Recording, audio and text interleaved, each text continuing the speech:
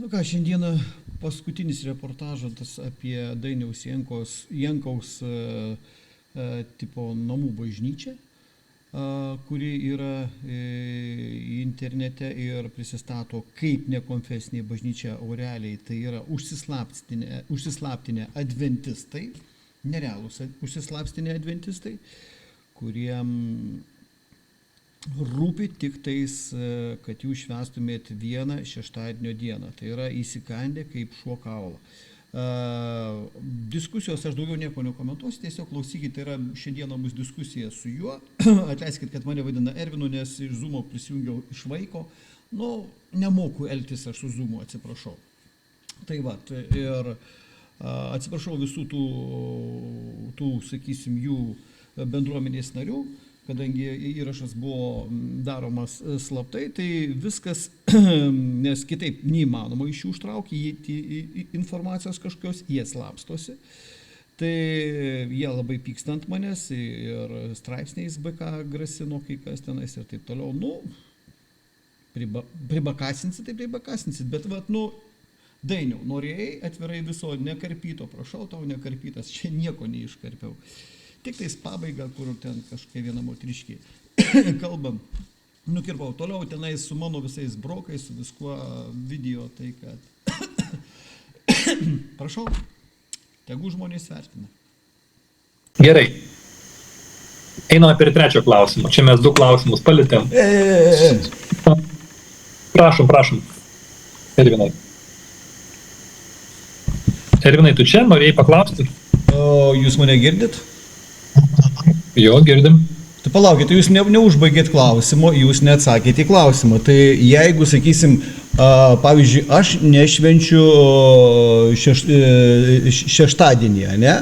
O jeigu aš ateisiu pas Dievą kitą dieną, tai aš nusidėsiu ar nenusidėsiu? Atsakykite klausimą.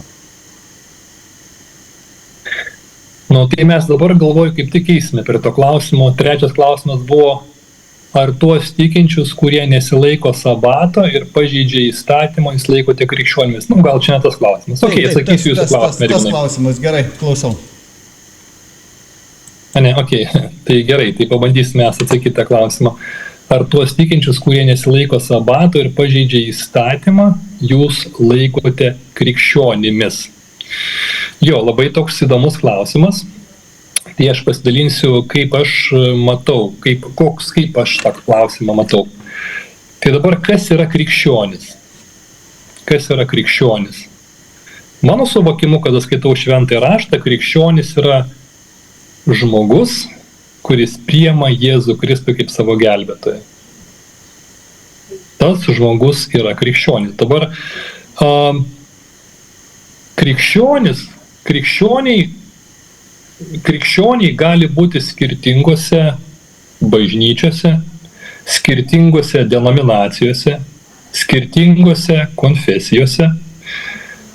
Mes nežinome, koks buvo to žmogaus, tų krikščionių kelias iki to momento, kada jie sutiko Dievą. Mes nebuvome ir mes to žmogaus nepaskatiname ateiti pas Dievą. Tai darė šventoji dvasia. Ji kažkodėl atvedė tos žmonės ten, kur juos atvedė. Su tomis žiniomis, kurias tie žmonės turi. Kažkodėl taip yra, mes negalim suprasti ir atsakyti, kaip veikia Dievas ir kodėl tie žmonės yra tose bažnyčiose, kuriuose jie yra. Bet jie yra priėmę Jėzų Kristų kaip savo gelbėtoją. Jie priėmė krikštą, atidavė savo gyvenimą į Dievo rankas. Ir jie gyvena pagal tą mokymą, sakykime, ar ne, kurį turi tos bažnyčios. Dabar, jeigu tie žmonės neturi šviesos daugiau, jeigu tie žmonės sąžiningai gyvena pagal tą šviesą, kuri yra tose bažnyčiose, manau, kad viskas čia yra gerai. Žmogus gyvena pagal savo sąžinę, kaip supranta. Bet jeigu žmogui buvo atskleista daugiau šviesos, jeigu žmogus skaitydama šventą raštą arba diskusijose priėjo išvados ir suprato, kad iki tos akimirkos jisai kažką darė ne taip ir kad dabar Dievas kviečia į kažką tai keisti, jeigu jisai tai suprato, jeigu pakankamai gavo šviesos ir nieko su tai nedaro, tada yra problema. Tada žmogus prieštarauja savo įsitikinimams. Jeigu tokios išvados priejo ir Dievas jį įtikino, ir žmogus negyvena pagal tai, žmogus nusideda. Ir dabar, kada mes kalbame, kad žmogus nusideda ir gyvena nuodėmėj, tai tada šioj vietoj gaunasi, kad žmogus piktžodžiauja šventajai dvasiai.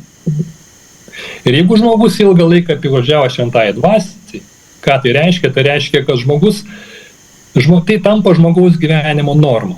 Jisai atsisako priimti tam tikrus dalykus, kuriuos Dievas jam apreiškia, ir jisai gyvena nuodėmėj. Atsisakyti priimti tam tikrus dalykus reiškia gyventi nuodėmėj. Ir jeigu žmogus gyvena nuodėmėj, jis rizikuoja prarasti amžinybę. Tai aš teisingai supratau, kad reiškia, jeigu aš dabar pas jūs pirmą kartą atėjau ir aš nesutinku su jūsų nuomonė, tai yra būtent, kiek aš suprantu, tai yra daugiau adventizmo nuomonė, tai yra Elenos White, tai reiškia dabar aš būsiu atstumtas Dievo ar kaip? Ne visai. Galbūt pirmą momentą tokį patikslinsiu, kad aš dabar, kada mes diskutuojame, ar ne, sakykime, šabo klausimu, ar aš rėmiausi Elenos White kažkokiamis tai knygomis, ar aš skaičiau iš kažkokių tai adventistų knygų kažkokias tai doktrinas, ar aš tiesiog skaičiau tai, kas parašyta šventajame rašte. Klausimas buvo ne tame. Klausimas buvo tiesiog, ar mane atstums Dievas, jeigu aš nešvęsiu šeštadienio. Štai kas buvo. O man tai primena, sakysim, adventizmą, nes tai yra, sakysim, pasišnekėkit su adventistais 1:1. Tai, todėl aš ir paminėjau. O toliau jūs atsakykite į klausimą. Gerai, aš supratau, bet aš tiesiog, jūsų teiginy buvo 2 klausimai. Tai aš pasitengiau sakyti pirmą klausimą, kad aš čia nepropaguoju adventizmo ar Elenos White kažkokių tai raštų. Aš cituoju šventą raštą, jūs galite atsiversti, skaityti jį, tai kas parašyta ir panašiai. Tai buvo tas pirmas mano atsakymas. Antras atsakymas dėl jūsų išgelbėjimo, tai aš negaliu to pasakyti. Aš paminėjau, kad jeigu žmogui buvo atskleista šviesa, ar jums yra atskleista šviesa ar ne, aš negaliu pasakyti, aš nesu Dievas, negaliu įlysti jūsų širdį ir pažiūrėti, kaip jūs tos dalykus suvokėte, suprantate. Aš tik tais dalinuosi. Šioj vietoj aš užimu tokią poziciją, aš dalinuosi informaciją. Kaip tą informaciją žmogus vertins, priimsis jos ar nepriims, gilinsis į ją ar nesigilins, kodėl tai darys ar nedarys, aš nežinau, nes aš nesu Dievas. Todėl jūsų išgelbimo klausimo aš spręsti negaliu. Tai yra jūsų ir Dievo reikalas. Toks būtų mano atsakymas. Ar pavyko atsakyti, Ervinai? Tikiuosi pavyko. Kaip atsakyti? Bet aš skatinu, Ervinai, iš tikrųjų pasigilinti. Ta prasme, aš suprantu, kad visą laiką tai būna. Kada kažką naujo išgirstame, pirmas toksai, sakykime, vidinis jausmas, tai kyla pasipriešinimas tam dalykui. Kodėl? Dėl to, kad mes visi turime savo įsitikinimus, savo žinių bagažą, jau esame įpratę gyventi pagal, sakykime, pagal tam tikras žinias. Ir kada kažką naujo išgirstame, tai reiškia, tai mums iš karto smegenys signalizuoja apie pasikeitimus. O mes nenorime tų pasikeitimų, mes ilgą laiką taip gyvename, ilgą laiką turėjom tos įsitikinimus. Ir va čia smegenys sako, dabar reikės keistis, bet aš nenoriu keistis, aš noriu toliau taip gyventi. Tai natūraliai žmogaus būsena, nereikia jos išsigąsti. Ką aš noriu tiesiog paskatinti arba padrasinti, tiesiog leisti apmąstyti tai, ką mes išgirdome, atsiversti šventąjį raštą, daugiau paskaityti pačiam, patyrinėti, pasikalbėti su Dievu to klausimu. Aš tiesiog siūlyčiau tą daryti. Ir kaip minėjau, aš tikrai, ne tik aš, bet niekas negali nuspręsti dėl jūsų amžinybės. Niekas. Nes niekas negali matyti jūsų širdies. Niekas negali matyti šventosios dvasios veikimo jūsų gyvenime. Ne vienas mes negalim to matyti ir žinoti. Ir pagaliau mums nėra suteikta teisė kažką tai spręsti. Nes mes dabar kalbame apie šabą, ar ne? O juk yra daug kitų įsakymų be šabo. Ir mes patys savo gyvenime dažną kartą klumpame. Ir jeigu mes pradėsime spręsti apie kitą žmogų, kad, sakysime, aš pasakysiu savo viduje, Ervinas dabar pražus dėl to, kad atmetė šabą. Tai aš save pasmerksiu dėl to, kad aš pats kažkur gyvenime dažną kartą suklumpu. Todėl tikrai mes nesame kviečiami viens kito smerkti, nustatinėti, kas paklius į amžinybę, kas nepaklius. Tai yra kiekvieno žmogaus asmeninis reikalas. Taip, turime dar porą rankelių, tuoj pasakysiu, kas čia pirmas kėlė. Virginija ir po to Silvija. Virginija, prašom. Aš noriu, čia Edvinui, čia iš Galatam 2 skyrius 16 eilutė. Pasakyta, kad žmogus neišteisinimas įstatymo darbais, bet tikėjimu. Jeigu tu tik, nes įstatymas jisai, vienu žodžiu, parodo, apkaltina žmogų, kad tu nuodėmingas. O jeigu tu tiki Jėzumi, tu būsi išgelbėtas. Nes Jėzus vis laiką sakydavo, kad jeigu netikėsi, nebūsi išgelbėtas, tas yra pagrindas. Čia atino klausimas, žodžiu, ar būsi išgelbėtas. Taip, jeigu tu tiki Jėzui, esi įtikėjęs, atidavė širdį Jėzui Kristui, taip. Labai, kaip sakyčiau, geros mintis, bet aš tiesiog tokį nedidelį pastebėjimą turiu šiai vietai, nes Paulius ir visi apaštalai, jie kvietė negyventi nuodėmėj. Tai dabar, kas įvyksta, taip įstatymas yra reikalingas tam, kad parodytų žmogaus nuodėmę. Jūs teisingai labai pastebėjot, Paulius apie tai kalba, kad įstatymo paskirtis yra parodyti žmogaus nuodėmę. Dabar, kas įvyksta, kada žmogus pamato savo nuodėmę? Jis eina į atgailą. Ta prasme, jis atgailauja. Dieve, atleisk, aš nusidėjau. Ir jisai tą atgailą Dievas iš žmogaus priima. Dėl to, kad Jėzus numirė ant kryžiaus už jį prieš 2000 metų. Dėl to Dievas toliau žmogų priima. Net suklupusi, net padariusi nuodėmę, Dievas žmogų priima. Čia yra malonė, čia yra geroji naujiena. Bet klausimas yra kitas, labai svarbus kitas klausimas, o ką toliau žmogus darys su tą nuodėmę? Čia jau žmogaus ir Dievo, nes Dievas mato širdį, mes negalim pasakyti. Bet jeigu tu tiki Jėzumi Kristui, taip bus išgelbėtas.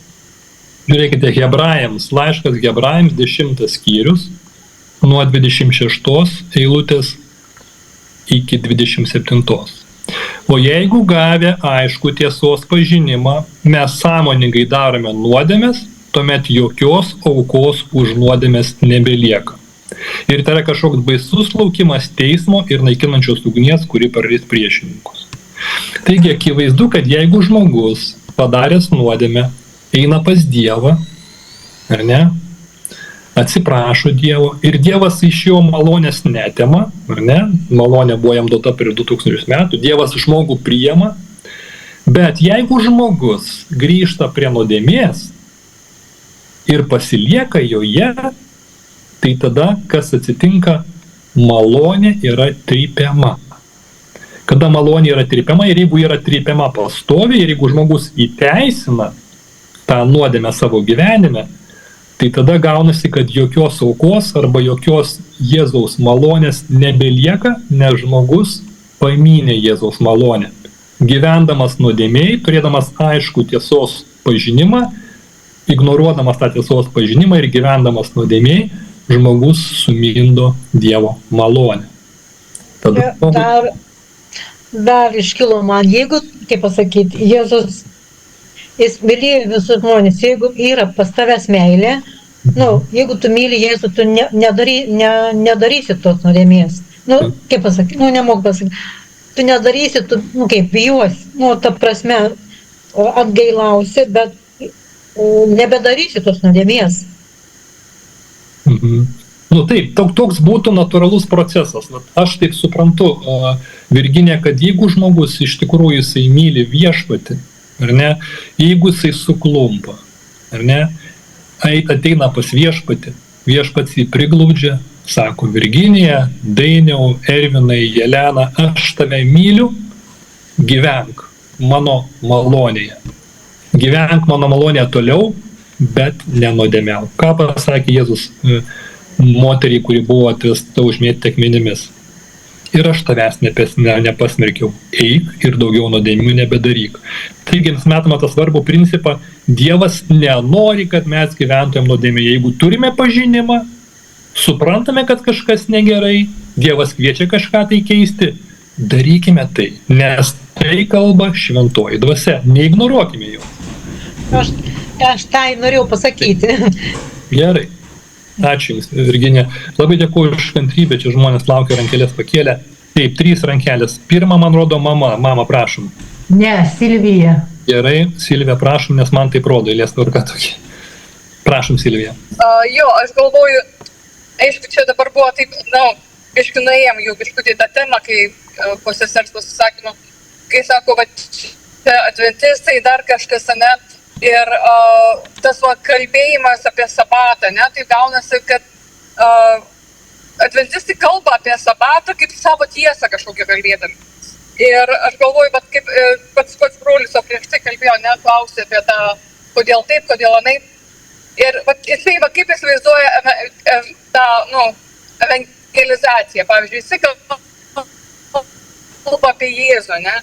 Jis kalba apie Jėzų tiem, kurie nepažįsta Jėzus, arba, pavyzdžiui, prieštarauja tenai, kalbi dalėsim su musulmonais ir jie sako, taip, mes Jėzų priimam, jis kaip pranašas, taip, ir mes žinom, ne, mes krikščioniai žinom, kad tai yra išgelbėjimo klausimas, tai reiškia, kad žmogui bus atleistos nuodėmės per Kristų, ne, jis gelbėtojas mums reikalingas, ne kažkoks sakramentas, būda dar kažkas, ne.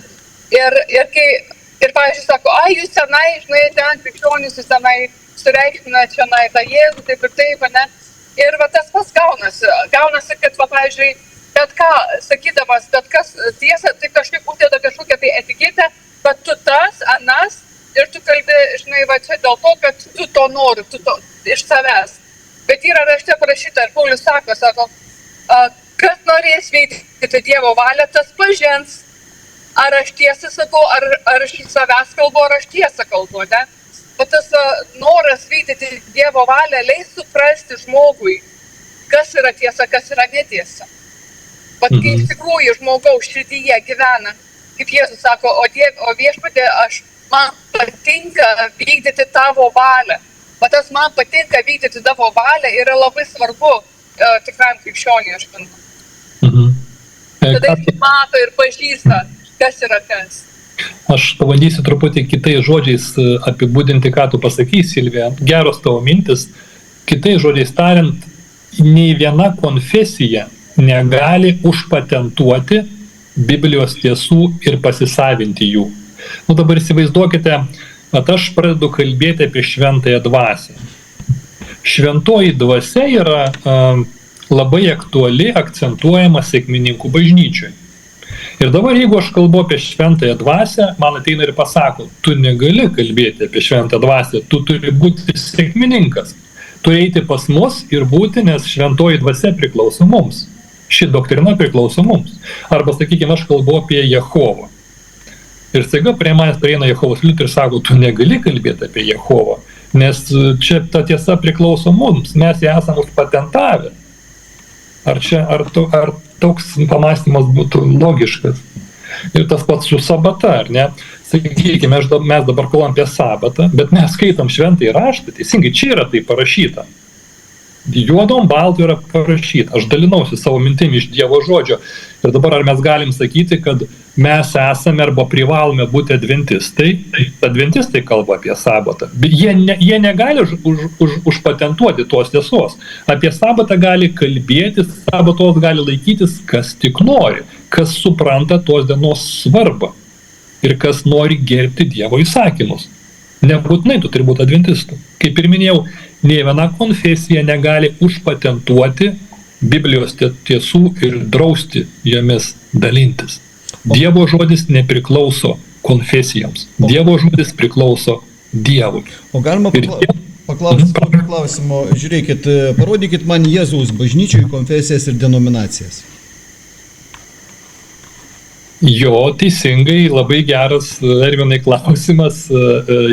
Kada mes skaitame, sakykime, Naująjį testamentą, matome tą prasidėjusi krikščionišką judėjimą, tai yra, kurį įkūrė Jėzus su 12 apaštalų, tai mes nematome jokių denominacijų.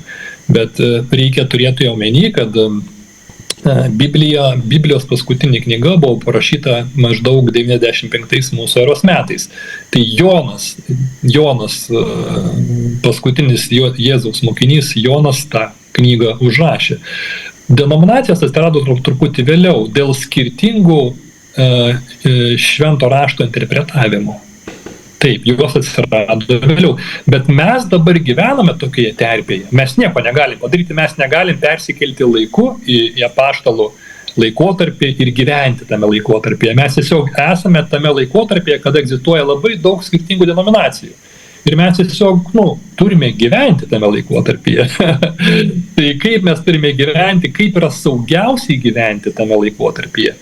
Tai atsiversti Dievo žodį, skaityti jį, mokintis iš jo ir gyventi pagal jį. Taip yra saugiausia. O jūs suprantat, kad denominacijos ir konfesijos atsirado tai iš žmonių. Tai reiškia, žmonės įmaišė kažką į Dievo žodį tiesą. Tai reiškia, katalikai įmaišė savo, sekmininkai savo, adventistai savo ir taip toliau. Tai jau nėra tiesa, o Dievas yra tiesa. Tai šitoje vietoje gaunasi, kad tie yra melagiai, anie melagiai. Jūs sakot, kad yra sabatas, tie sako, kad sabatas tai yra poilsis Dieve, tai yra tiesoje. Tai kas yra, sakysim, melagis iš jų? Tai reiškia, konfesijos yra melagiai. Pas Jėzaus bažnyčia nėra jokių konfesijų ir denominacijų. Todėl jūs vieną kartą vieną sakot, kitą kartą kitą sakot. Tai kaip yra iš tikrųjų? Melagis, savoką melagis, Ervinai, galima taikyti tam žmogui, kuris žino, kokia yra tiesa, bet jie slepia ir sako priešingą informaciją tiesai. Tai reiškia, žmogus turėtų tai daryti sąmoningai. Sąmoningai turėtų suprasti, kad yra taip, o tu kalbi kitaip. Tai toks žmogus yra melagis. Dabar, kas liečia skirtingas denominacijas, ir sakykime, jūs paminėjote, melagiai. Tai aš taip žiūriu tą paveikslą, aš taip tą paveikslą matau. Aš tikiu, kad kiekvienoj denominacijoj veikia Dievas. Nes kas gali paskatinti žmogų priimti Jėzų Kristų kaip savo gelbėtoją?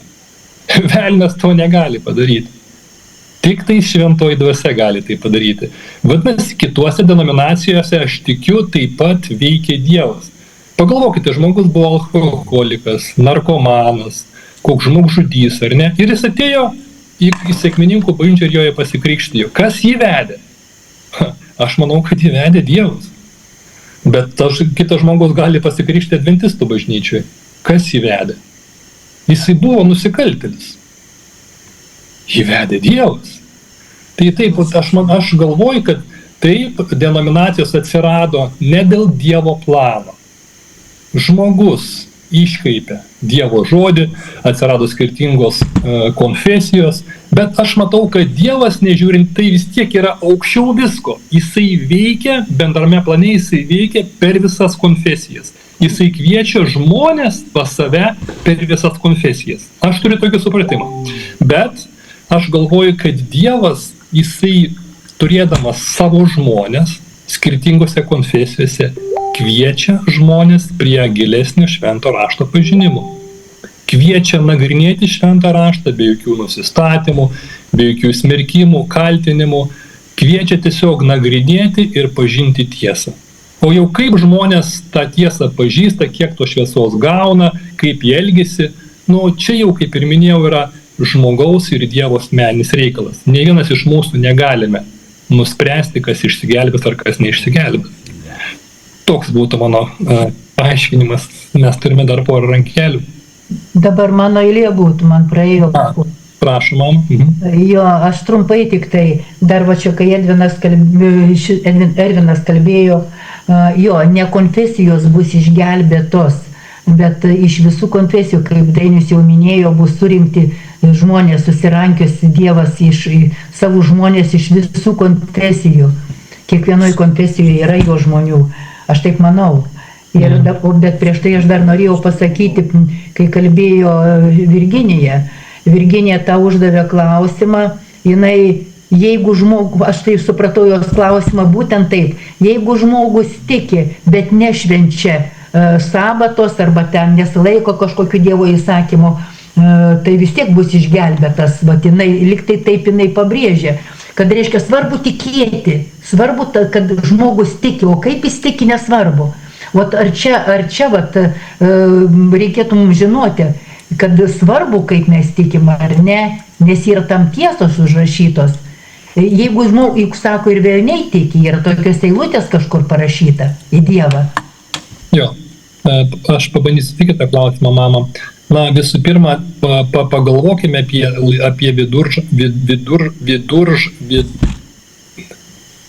viduramžių laikotarpį, atsiprašau. Žmonės, jie 600 metų maždaug žmonės gyveno tamsoje. Jie gyveno prietarais, įsitikinimais, Dievo žodis buvo sunkiai pasiekiamas. Tai kiek daug žmonių mirė gyvendami, sakykime, labai ribotame kiekiai informacijos iš Biblijos. Kas bus su tai žmonėmis? Daugelis iš jų nežinojo apie šabą. Daugelis iš jų nežinojo apie šventąją dvasią. Daugelis iš jų nežinojo kitų tiesų. Kas bus su tai žmonėmis? Mano supratimu, tie žmonės gyveno pagal tą šviesą, kurią turėjo. Ir Dievas žino, kokia buvo ta šviesa. Nes jis yra jų gelbėtojas. Ir jis spręs, ar tas žmogus pagal tą šviesą, siaurą, nedidelę šviesą, kurią turėjo, ar jis gyveno pagal tą šviesą. Jeigu gyveno, aš nesu tikras, kad Dievas jį išgelbės. Netgi jeigu jis nežinojo šabo, nieko negirdėjo apie šventąją dvasią ir panašiai. Čia yra Dievas, mes, taip žmonės iš šono, norėtumėm nuspręsti, tas bus galbūt išgelbėtas, tas nebus, jeigu nesilaikys šabo, bet Dievui žmonės yra jo vaikai. Jis juos myli. Todėl jisai padarys viską, kad išgelbėtų kiekvieną žmogų. Dabar grįžtant, sakykime, prie to klausimo, prie Biblijos tiesų klausimo ir prie šabo klausimo, kadangi mūsų tema šiandien yra apie šabą, tai aš vėlgi pasikartosiu. Jeigu žmogus turi suvokimą ir supratimą apie šabą, bet tai žino tik tais tas žmogus ir Dievas, mes to nežinom. Jeigu tas žmogus turi suvokimą apie šabą, bet negyvena pagal tą suvokimą, tada jisai rizikuoja, nes gyvena nuodėmėje.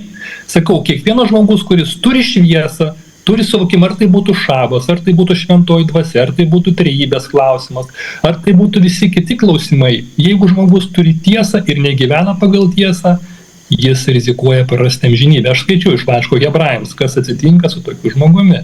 Todėl noriu mus padrąsinti visus, ar ne? Gyvenkime pagal tą tiesą, kurią turime, pagal tą šviesą, kuri mums yra atskleista. Gyvenkime pagal ją. Gerai, prašom, Silvija, tu labai kantriesi, ačiū tau.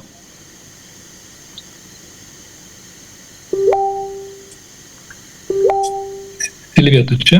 Jo, aš vairuoju, man netaip greitai, aš paspausiu galiu. Okay. Žodžiu, apie tas denominacijas, tai yra nuo žmonių išvedžiojimai, ne? Tai yra rašto pripažinimas vienos dalies, o kitos dalies nepripažinimas. Ir prasideda problemos, kai kažkas, kaip tu sakė, net ten sekmininkai šventąją dvasią, tenai vieni kitaip. Bet aš biškutį norėjau gal pasakyti, kad tos denominacijos prasidėjo daug anksčiau, negu mums atrodo. Tai jos neturėjo to pavadinimo.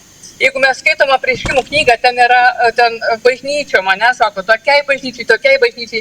Ir kiekviena bažnyčia turėjo kažkokią tai išskirtinę detalę, išskirtinį bruožą, ką labiau akcentuoja ir ko ne.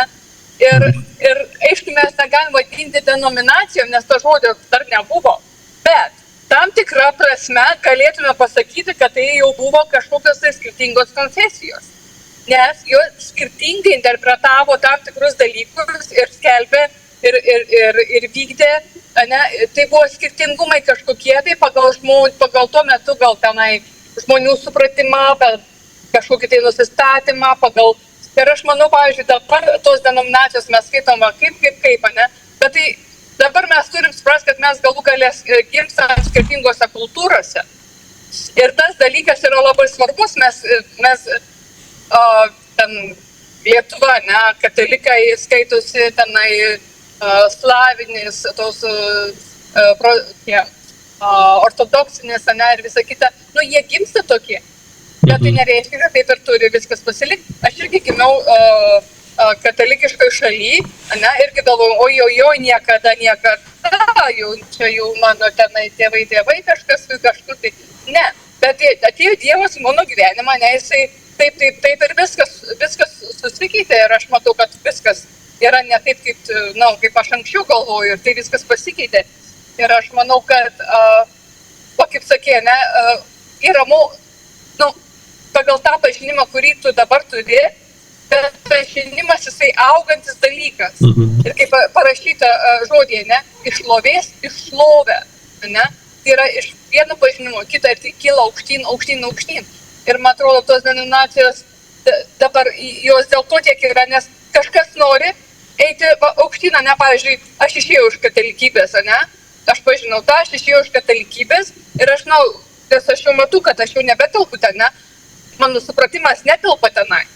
Aš išlindu iš to, ne, ir aš manau, o kažkam tai pakanka ten ir nenori išeiti ir, ta prasme, to, nežinau, gal augimo nėra, gal laikas neatėjęs, kiekvienam savas laikas dargi, kad to. Tai va, tiek. Ačiū tau, Silė, kad pasidalinai. Mes turime čia klausimą, Justinas klausė, o katalikai, pavyzdžiui, garbina Mariją, kaip tada šlovina, meldžiasi jai.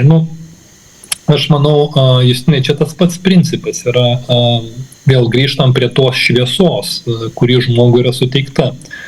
Nuodėmė gali būti, nuodėmė yra skaitoma tada, kada žmogus supranta, kad neteisingai elgiasi ir vis tiek taip elgiasi. Tada yra nuodėmė. Jeigu žmogus garbina stabus, nesuprasdamas, kad tai yra blogai, kad tai yra nuodėmė, tai tada ta nuodėmė žmogui neįskaitoma. Bet jeigu Dievas jam apreiškė, bet čia šiuo vietoj tik tais Dievas žino, ar ne, tą dalyką. Jeigu Dievas apreiškė žmogui, tai tada žmogus ir vis tiek toliau garbina Mariją, tada žmogus susidurs su problema. Bet va šioje vietoje, ką man norisi pabrėžti, pavyzdžiui, labiausiai puolama bažnyčia yra katalikų bažnyčia. Labiausiai puolama. Aš pastebėjau, tiesiog iš savo patirties krikščioniškos. Ir man iš tikrųjų truputį gaila tų katalikų. Gaila dėl to, kad jie, pavyzdžiui, protestantiškos bažnyčios arba protestantų tikintieji, jie juos kaltina stabmeldystę, vis kaltina, stumia juos į tą kampą ir panašiai. Nemanau, kad mes taip turėtumėm daryti. Visų pirma, mes neteisingai tiesiam, netgi mes netiesiam tiltą, mes griaunam tiltą su tai žmonėmis. Mes negalime vadinti stabmeldžiais, nes mes nežinom, kaip jie reaguoja į Dievo jiems suteiktą šviesą. Ką mes galime daryti? Mes galime bandyti su jais kurti santykį, tiesti tiltus, su jais bendrauti ir gauti. Nes tik per draugystę mes galime būti išgirsti.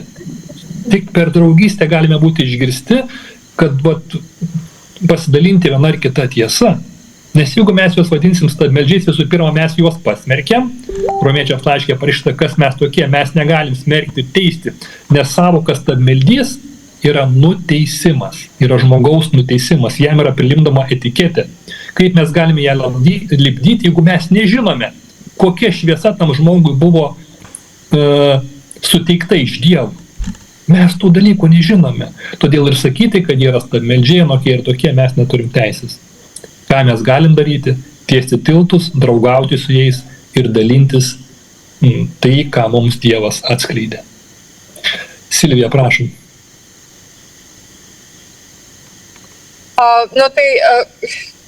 Dėl ko aš paminėjau katalikus, dėl kad mano tokia patirtis yra. Jeigu aš būčiau turėjus patirtį tarp musulmonų, tai aš būčiau tą pasakęs, bet tokia buvo mano patirtis, kad aš buvau tenai, ne, ir aš dabar ne tenai, tai vien tik dėl to o šiaip tai... Aš netaikiau tau, Silvija, atsiprašau, aš netaikiau tau. Aš galiu savo vardą dėl to. Sorry, neliečiau tavęs, atleisk, jeigu taip supratai mane. Žiūrėkit, o dabar mes žinom, kad šita būtent bažnyčia yra pastatyta ant apreiškimo. Apreiškimas tai yra tiesioginis žodis iš Dievo gautas kiekvienam žmogui. Tai jūs norit pasakyti, kad vieniems Dievas kalba vieną žodį, kitiem kitą žodį konfesijoje, denominacijai kitai dar kitai. Ir mes žinom, kad jų yra tūkstančiai ir visiems kitaip kalba. Ne, brangiai. Tai yra žmonių pridėjimas kažko prie Dievo žodžio. Tai reiškia, jie neturi apreiškimo iš Dievo ir jie visą laiką prideda. Iš to ir atsiranda kūniškos konfesijos ir denominacijos. Jeigu, pavyzdžiui, duodu tokį. Vienas vienuolis pakvietė mane kavos. Sakau, gerai, sakau, bus galima apie Dievo žodį padiskutuoti. Sako, taip, sakau, galima pradėti nuo Izaijo 44. Sektantas ir užbaigė. Reiškia, jisai žino, kad jisai skelbia melagingą evangeliją būtent. Ir daugiau, sakysim, šito vietoje nieko nekalba. Lygiai taip pat, sakysim, adventistai, kurie sako, kad vienu žodžiu, jeigu tu šabo nešventi, tai yra tavo spjūvis viešpačiui į veidą. Jie žino visą tai, kad jie, sakysim, būtent daro negerai, kad tai yra jų kūniškas supratimas, bet jie visą tai daro vis tiek. Tai palaukit, atsiprašau. Šventimas šabo yra ne diena. Tai yra poilsis tiesoje, kada žmogus, jisai labai paprastai, elementariai pažįsta tiesą, jisai poilsis nuo nuodėmės, nuo melo. O ne diena. Diena nėra svarbi, svarbus yra mūsų poilsis Dieve, tai yra tiesoje. Meilė tiesai. Jeigu mes to neturim ir akcentuojam tik tais dieną, kuri yra kūniška, tai koks tada skirtumas, vienu žodžiu, kokią dieną aš švęsiu, ar aš ateisiu pirmadienį, ar aš trečiadienį ateisiu pas Dievą. Kodėl būtent šeštadienis? Jūs taip ir neatsakėte į tą klausimą. Dainiau. Tai yra, poilsis yra tiesoje. Dievas yra tiesa. Dievas nėra meilė. Meilė yra pagrindinė jo savybė. Pasižiūrėkit, Dievas, kodėl aš sakau, kad nėra meilė? Nes pasižiūrėkit, jūs pažinsite tiesą. Tai reiškia, pažinti galima tik tais asmenį. Tik asmenį. Meilės pažinti nereikia mums. Meilė eina kartu su tiesa, tai yra jo savybė. Jis atsiuntė mums tiesos dvasią. Tiesos dvasia, kaip ir žmogaus dvasia, kaip ir sako, kas žino Dievo mintis. Tik tais tiesos dvasia, kaip ir žmogus žino žmogaus dvasia. Tai va čia naisvat ir yra jūsų klaida kaip ir adventistų. Nu, ačiū, Irenai, kad pasidalinot. Nu, aišku, aš gerbiu jūsų nuomonę, ta prasme, aš suprantu, kad jūs tos dalykus kitaip suprantate. Aš tiesiog pasidalinau, kaip mes tą dalyką matome, šventajam rašte jūs pasidalinat, kaip jūs suprantat. Na, tiesiog galbūt atkreipsiu dėmesį dar į tokį vieną momentą, kas man truputį galbūt šiek tiek, kaip čia pasakyti, nu, galbūt atsargiai žiūriu šiek tiek į tam tikrus dalykus, kuriais jūs pasidalino, tai jūs kalbėjote apie apreiškimus, taip pat kalbėjote apie tiesą, tai va, tos dvi sąvokos, apreiškimai ir tiesa. Nu, kaip žinoti, nes mes žinome, kad, pavyzdžiui, šventam rašte parašyta yra, kad pasaulyje yra pasklidę daug, sakykime, klaidingų pranašų. Tai yra, kas yra klaidingas pranašas, tai yra, mes žinome, kad yra gėrio jėga, tai yra šventoji dvasia veikia žmoguje, bet taip pat yra ir blogio jėga, tai yra šėton, tai yra velnio dvasia veikia žmoguje taip pat. Tai kaip žinoti, kuris apreiškimas yra iš Dievo, o kuris apreiškimas yra iš velnio? Čia vat yra klausimas. Man labai svarbus. Kaip žinoti? Daug kas gali taip sakyti, aš gavau apreiškimą iš Dievo ir jis pradeda dalintis tam tikrais dalykais. Bet aš nežinau, Irenai, ar šitą, jeigu neklystu, jūs turite tą grupę, ar ne, Dievo kaip, Dievo žodis, ar Dievo duona, aš nežinau, nepamenu, ar teisingai aš atsimenu tą pavadinimą. Jūs turite tą grupę, ar ne? Dievo žodis tiesa. Apreiškimas, kas yra apreiškimas? Apreiškimas tai yra tiesioginis žodžio gavimas iš Dievo, kuris yra tiesa. Mokytojas mums atsiųstas tiesos dvasia. Ir tiesos dvasia niekada nebus, sakysim, kada jį pasako, jį visą laiką sutampa su Dievo žodžiu. Tada mes, kada pasižiūrim į Dievo žodį, mes aiškiai matom, kad tai yra poilsis Dieve. Tai yra tiesoje. Poilsis nuo melo, o ne diena. Diena yra, įsivaizduokit, dabar koks skirtumas, ar aš ateisiu į dieną, ateisiu pirmadienį, antradienį, trečiadienį. Tai tada jis manęs neišklausys, o tik tai šeštadienį išklausys. Koks skirtumas? Skirtumo aš, pavyzdžiui, nematau. Aš nematau Biblijoje. Pasimkite Efeziečiams 2 laišką, paskaitykit. Įstatymas yra panaikintas. Ir kaip mes kalbėjome, sakysim, tenais ir kur jūs nenorėjote atsakyti, Efeziečiams laiške aiškiai yra pasakyta panaikintas. Ir žodis yra panaikintas, o ne tai, ką jūs sakėte.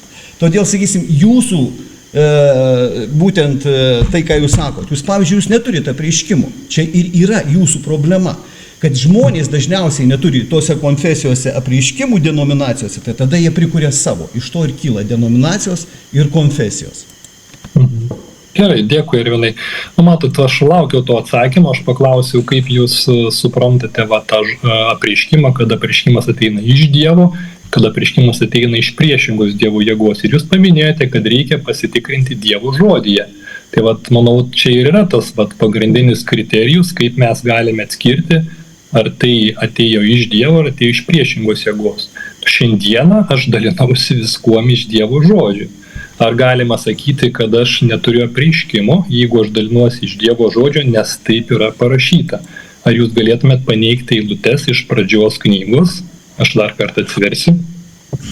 Ervinai, jūs galite kartu su manim atsiversti, jeigu turite prie savęs Bibliją, dar kartą paskaitysiu. Ir ką jūs manote apie tas eilutes? Pradžios 2 skyrius. 2, 3 eilutės. Kadangi 7 dieną Dievas buvo užbaigęs darbus, kuriais buvo užsiėmęs, 7 dieną jis ilsėjosi po visų darbų, kuriuos buvo atlikęs. Dievas palaimino 7 dieną ir padarė ją šventą, nes tą dieną ilsėjosi po visų kūrimo darbų. Tai yra, mes turime tiesioginį Dievo žodį, mes galime vadinti tai tiesa, nes juodom baltų parašyta. Tai yra, tai įvyko amžinybės laikotarpį, tuomet dar nebuvo nuodėmės. Ir Dievas davė šitą įsakymą apie šabą, apie 7 dieną jau pirmiesiems žmonėms, tai yra Adomui ir Ievai.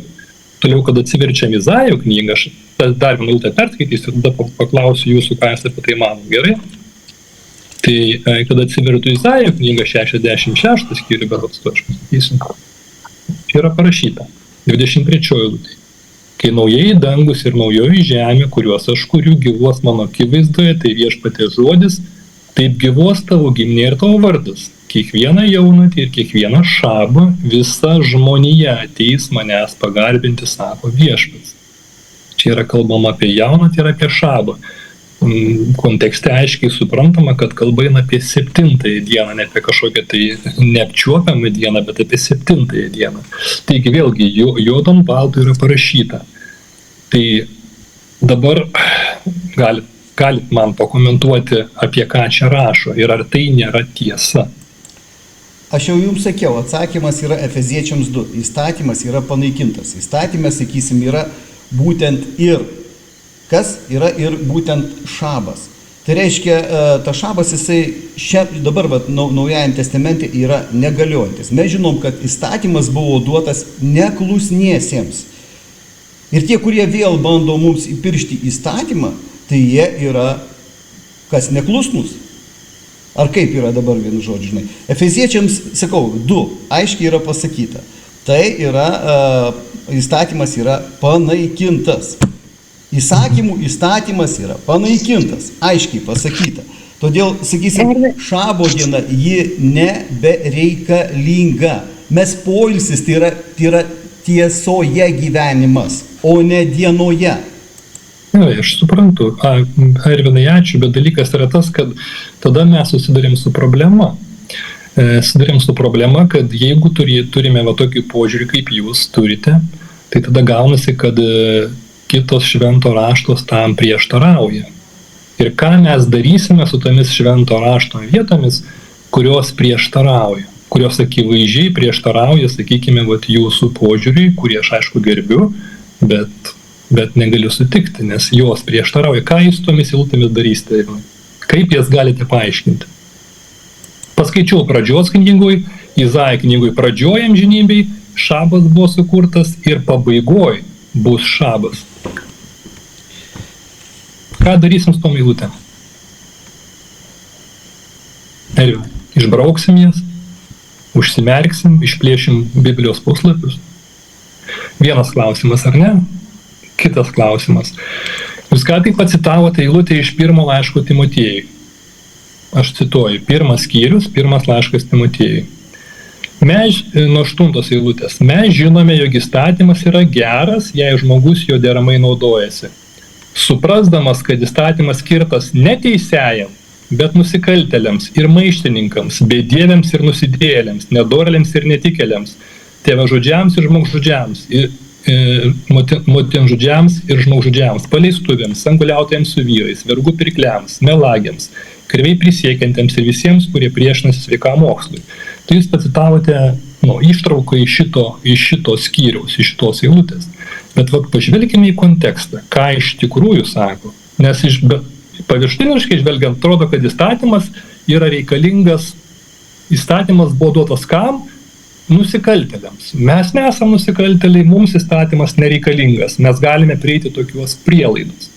Bet iš tikrųjų Paulius ne apie tai kalba. Žiūrėkite, mes žinome, jog įstatymas yra geras, jisai pradeda ar ne, jeigu žmogus juo deramai naudojasi. Tai pirmas momentas, kurį Paulius pabrėžė, kad įstatymas yra geras, jeigu žmogus juo deramai naudojasi. Toliau, suprasdamas, kad įstatymas skirtas ne teisėjam, bet nusikaltėliui. Dabar gerai, ką reiškia sąvoka, suprasdamas, kad įstatymas skirtas ne teisėjam, bet nusikaltėliui? Tai reiškia, kad įstatymas galioja tam, kuris jį laužo. Štai kodėl nusikaltėlių įstatymas galioja. Dėl to, kad jis jį laužo. Bet jeigu žmogus įstatymo nelaužo, įstatymas jam negalioja. Ta prasme, kad įstatymas jo negali apkaltinti, nes jis jo nelaužo. Štai kur yra esmė Pauliaus žinioje, kurią jūs pacitavote. Bet jeigu šitą įstatymą vykdai, tai reikia vykdyti visą. Prašau, vykdykit visą įstatymą. Taip, kokį Dievas davė, ar sakykite, ar blogas yra įsakymas nestabmeldžiauti, ar blogas įsakymas nežudyti, nesvetimauti, gerbti savo tėvą ir motiną. Juk mes juos visus priimam, mes sakom, kad tai geri įsakymai, mes jais vadovaujamės, bet kažkodėl vieną įsakymą esam linkę praignoruoti. Mes nepraignoruojam vieno įstatymo, mes gyvendami tiesoje, gyvename poilsyje. Tai yra mūsų skirtumas yra tas, kad jūs akcentuojat dieną, mes akcentuojam poilsį tiesoje. Tai yra du skirtingi dalykai. Tiesa yra poilsis nuo melo ir nuodėmės, lygiai tą patį, ką ir jūs sakot. Bet jūs akcentuojat dieną, kaip ir adventistai. Čia ir yra skirtumas. Ką man reikia kūniškai laikytis dienos, jeigu aš galiu laisvai gyventi tiesoje? Ką man to reikia? Matote, jeigu kalbant apie meilę, aš matau, yra pora rankų, aš labai noriu atsiprašyti, kad aš tiesiog man norisi su Ervinu tą klausimą aptarti ir nesupyksti, jeigu aš padiskutuosiu su Ervinu truputėlį, tada leisiu jums pasakyti gerai. Ervinai, kalbant, aš girdžiu, ką jūs sakot, jūs akcentuojat labai tą meilę, kuri aišku yra labai svarbi, bet pavyzdžiui, jeigu paimtumėm santuokos klausimą, ne? Turiu už moterį, moteris prieš mane yra moteris, kūnas ir kraujas, mano žmona. Bet jeigu vadovautis tuo principu, kurį jūs pabrėžėt apie meilę, tai reiškia, aš galiu gyventi laisvėje, mylėdamas kitą moterį. Nes jeigu mes akcentuojame emociją ir jausmą, meilę kaip svarbiausią dalyką, tai man svarbu mylėti nuoširdžiai ir aš galiu mylėti kitą moterį. Bet ar tai bus gerai, nes įstatymas mane sugrąžino, sako, ne, sako, ta meilės forma yra neteisinga, kadangi tavo negaliojanti, tavo žmona pagal įstatymą yra, tavo moteris pagal įstatymą yra va šita, tavo žmona, tu negalėjai tai pasvetimą, nesvarbu, kad tu jauti meilę ir emocijas kitai moteriai. Suprantat?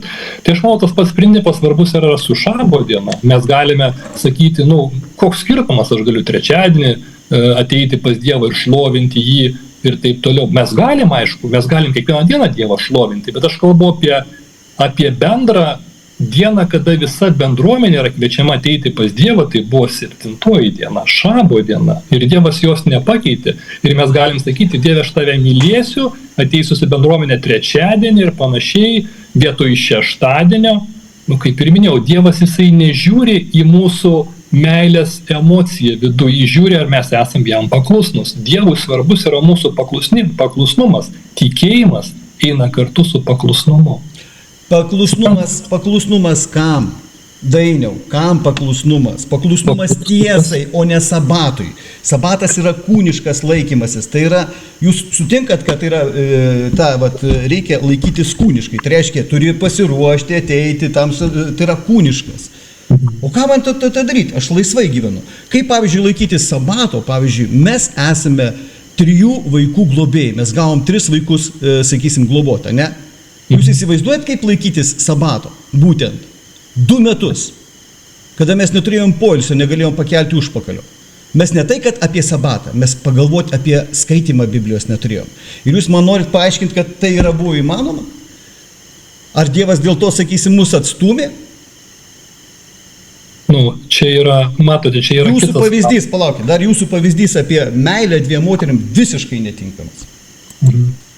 Ervina, žiūrėkite, aišku, čia jūs pateikėt pavyzdį, tas pavyzdys yra, aišku, čia yra visai kitokia situacija. Pavyzdžiui, jūs turite 3 vaikus, galbūt yra kažkokie tai sunkumai su tais vaikais, ateina sabata, ar ne, vaikai suserga, jums reikia važiuoti, nusipirkti vaistų, arba jūs negalite paskaityti Biblijos, nes vaikai verkia, jums reikia juos prižiūrėti ir taip toliau. Tai yra suprantamas dalykas. Tai nereiškia, kad jūs nesilaikot sabatos.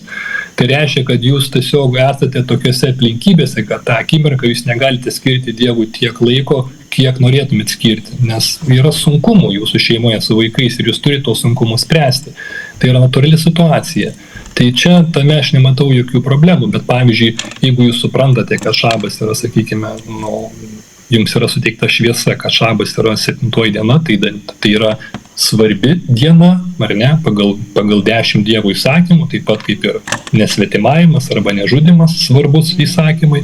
Jeigu mes suprantame ir einame sąmoningai dirbti tą dieną, tada mano manymu yra problema. Lygiai taip pat, kada eini pas svetimą moterį yra problema, lygiai taip pat, kada meluoji yra problema, lygiai taip pat, kada eini dirbi per šabą, tai irgi yra problema. Tai dabar dar vienas klausimas. Dabar aš, pavyzdžiui, esu šitą aktorius ir aš turiu, sakysim, savo lėlių teatrą, ne? Ir dabar mane pakviečia šeštadienį, sakysim, dirbti. Tai ką man dabar daryti? Atsisakyti ar važiuoti ir dirbti ir gauti už tai pinigėlius?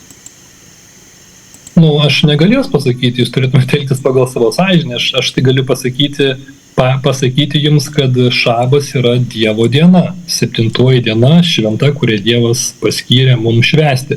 O kaip jūs jau darysit, kokį sprendimą priimsit, čia yra jūsų asmeninis reikalas. Tai aš užduosiu kitaip klausimą. Jeigu aš sakyčiau, jūs būtumėt mano vietoje, jūs važiuotumėt dirbti vietoj manęs ar ne? Be abejo, nevažiuočiau. Visas tuo ir pasakyta. Ačiū, daugiau klausimų neturiu. Viskas gerai. Taip, klauskite, jeigu dar iškils. Prašom, ačiū už kantrybę, Loreta. Kas ten dar, Jelina, kėlė ranką. Prašom, Loreta. Jo, šeštadienį man teko išvažiuoti ligoninę. Aš ten prabuvau 10 valandų. Bet aš buvau su Dievu. Visą tą laiką aš buvau su Dievu. Ir man buvo sabata.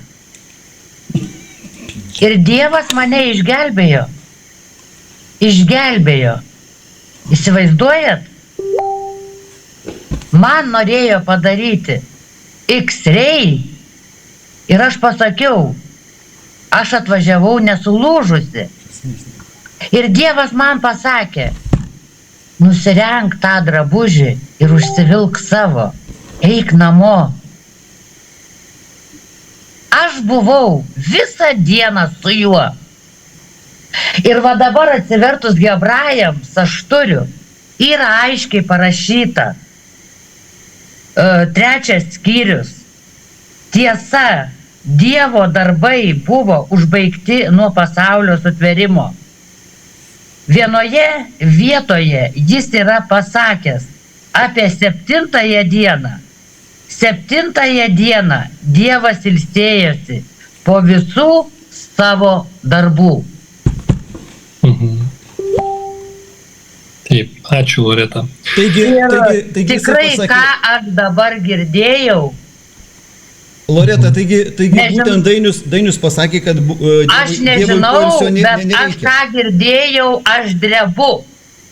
Atsiprašau, aš drebu. Šlovė Viešpačiui. Ačiū Dievui. Ačiū Kristui. Už tai, kad jis yra mano gyvenime. Amen. Gerai, ačiū, Loreta. Matot, jūs paminėjote tą pavyzdį, kada mes gyvendami šioje nuodėmingoje žemėje susidurėm su sunkumais. Ir jeigu mes susirgame, mums reikia važiuoti į ligoninę, tai mes galim drąsiai tai daryti.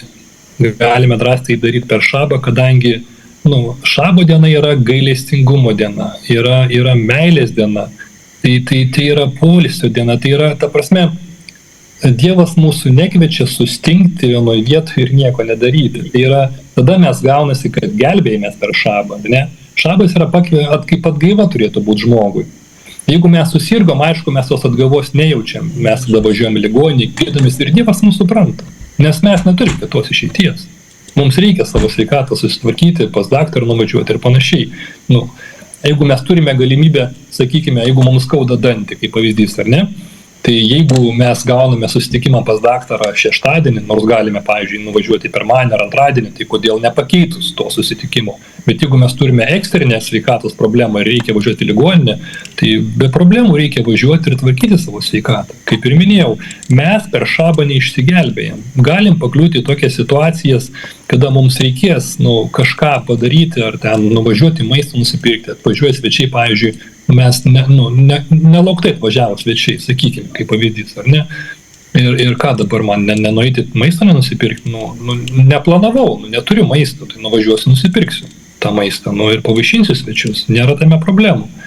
Bet jeigu aš žinau, kad atvažiuos svečiai pas mane, ar ne, tai aš galiu nuvažiuoti anksčiau, dieną prieš tai nusipirkti maisto, paruošti jiems valgį ir pavaišinti, kam per šabą man puodais apsikrauti. Tai yra labai svarbu suprasti šabo paskirtį. Dievas šabą neduoda kaip naštą mums kažkokia, tai jis duoda mums kaip atgaivą. Jis nori, kad mes atsigautume per šabą, kad mes pailsėtumėm nuo visų savo darbų ir rūpesčių. Čia yra duota mums mūsų naudai, mūsų sveikatai, mūsų gėriui, neužkrauti naštą, bet kad mes pajaustumėm palaimą tą dieną. Jeigu nejaučiam palaimos, tai tada yra problema, vadinasi, mes tą dieną padarėme kaip stabu, vadinasi, mes tą dieną bandome išsigelbėti. O tai jeigu aš kitą dieną, vienu žodžiu, paimsiu kaip poilsį, vienu žodžiu, tai bus blogai tada, ne? Ir vėl mes sugrįžtam prie to paties. Jūs nenorite netgi pripažinti to, kad poilsis tai yra Dieve, tai yra akcentas, kada, sakysim, rojus. Kas yra rojus? Tai yra tiesa. Tai yra gyvenimas tiesoje. Kam pasodintas buvo gyvybės medis? Žinot ar nežinot? Prašom, pasidalinkit. Aš klausiu, ar žinot ar ne? Tai be abejo žinom, bet jūs kalbat, pasidalinkit, prašom. Jeigu žinot, jau man jau įdomu, nes dažniausiai nieks nežinot. Tai kam buvo pasodintas gėrio ir blogio pažinimo medis, būtent kaip jis vadinasi, kam jis buvo pasodintas? Prašom, dalinkitės, nes aš noriu sugrįžti prie anksčiau esančios praeities. Šitą klausimą mes vėliau paliksim, bet tai yra būtent, kad poilsis yra tiesoje. Tai yra reiškia, kada Adomas nukrito su Ieva, mes atsidūrėme kur? Mes išėjome iš tiesos. Ir kada Kristus atpirko mus, tai mes kur atsiradom? Ir mes su juo kartu atsiradom irgi per atgailą, atsiradom tiesoje. Ir toj tiesoje yra šabas, poilsis nuo melo. Nuo melo, o ne diena. Matote, Ervinai, kada kalbate apie tiesą, jūs negalite tos sąvokos interpretuoti taip, kaip jums atrodo gerai. Kada sakome tiesa, o tiesa šventajame rašte jis turi 3 reikšmes. Tiesa šventajame rašte yra Dievo žodis, tiesa yra Dievo įstatymas psalmėse ir tiesa yra Jėzus Jono Evangelijoje. Todėl kalbėdami apie tiesą mes turime atsiremti į tas 3 sąvokos ir negalime tos tiesos iškraipyti, negalim priskirti ją 4, 5 sąvokos. Todėl kalbant apie tiesą, tai ką mes darome ir kokius sprendimus priimame, turi atitikti visų pirma Dievo žodį, turi atitikti Dievo įstatymą ir turi atitikti Jėzaus mokymą. Jeigu netitinka, pagal tuos 3 kriterijus mūsų traktuojama tiesa, tai nėra tiesa, tai yra melas. Tai reikia tą turėti omeny. Neteisingai jūs kalbat, visiškai neteisingai. Jūs esat studijuotojas, bet jūs neturit apreiškimo ir tai yra labai gaila. Ir manau, aš šiandieną palieku jūsų šitą visą, negaliu pasakyti bažnyčią, bet organizaciją. Tai organizacija, kurią jūs sukūrėte. Žmonės nuomonės reiškia, bet nieko, jokio apreiškimo aš iš jūsų negirdėjau. Jūs negyvenate tiesoje, jūs gyvenate būtent savo filosofijoje. Viso gero. Viskas gerai, Ervinai. Dievo jums palaimo. Ačiū, kad buvote. Dėkojam, kad išsakėte savo mintis. Tai, kas dar norėtų pasakyti? Kažkas kėlėt ranką, prašom. Ar yra norinčių dar pasidalinti savo mintimis? Nebėra. Mes realiai kaip ir apėmėm tos 4 klausimus. Atsakėme, manau, į tai, kas žmonėms rūpėjo. Pasiklausėm diskusijos su Ervinu. Dar kartą jam dėkoju, kad užėjo.